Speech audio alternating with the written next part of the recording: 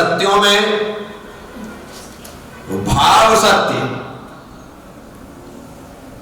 जिस सत्य की वजह से हिंसा, जिस सत्य की वजह से चोरी, जिस सत्य की वजह से अब्रह्म का सेवन, जिस सत्य की वजह से परिग्रह की वृद्धि हो, वह सत्य होते हुए भी असत्य है।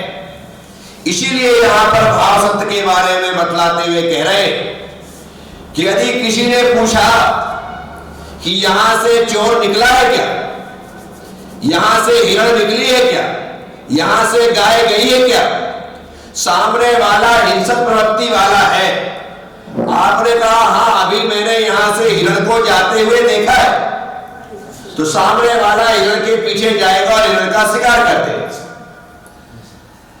तो आचार्य महाराज यहां पर कहते कि आपके वचन से एक जीव की हिंसा हो गई, आपने हिरण को जाते हुए देखा था, लेकिन आपने सत्य कह करके उस हिरण का वध करवा दिया, उसकी हिंसा में कारण बन गए।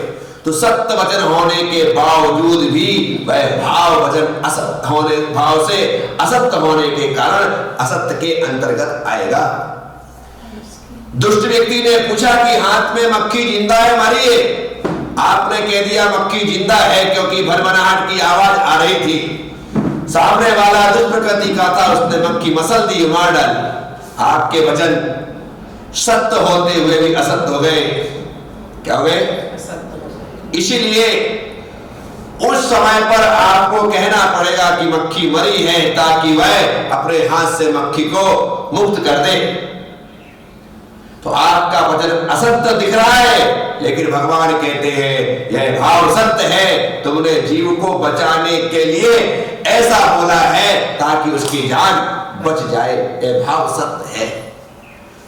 चोर भी चोरी करता है, गलत काम कर रहा है, फिर भी हम चोर को मारवाना नहीं चाहते हैं। तो आचार्य महाराज ने उधर तुमने चोर देखा है? तब कह रहे मैंने नहीं देखा।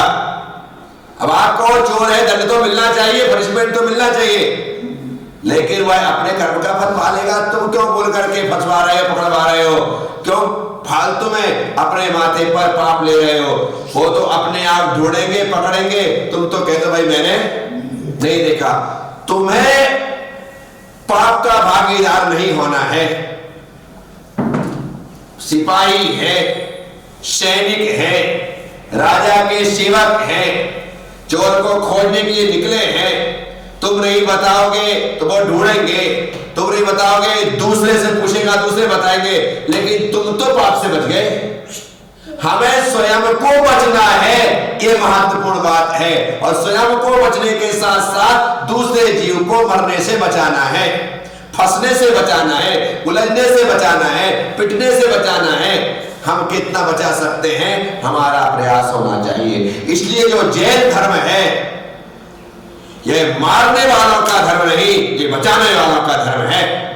हम एक इंद्रिय से लेकर के सैनी पंचेंद्रिय तक के जीवों को, अपनों से लेकर के परायों तक के लिए, मित्रों से लेकर के शत्रु तक के लिए, सभी को बचाने का एक भाव रखते हैं। और भगवान से प्रार्थना करते कि हे प्रभु मेरे शत्रु को भी कष्ट मत देना। इसे जैन धर्म में ही ऐसा पाठ पढ़ाया जाता है कि जैन धर्म मारने वालों का नहीं, बचाने वालों का धर्म है।